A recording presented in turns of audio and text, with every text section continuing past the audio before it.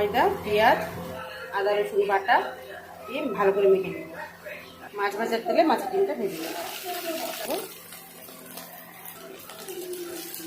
এভাবে ডিমটা দিয়ে সব বড়াগুলো বড়াগুলো ভাজা হয়ে গেছে, তুলে নেব।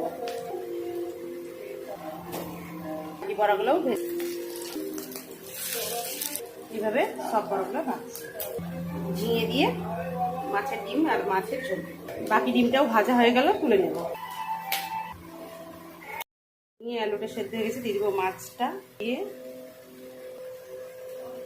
দিয়ে দেবো ভেজে রাখা মাছের ডিমগুলো।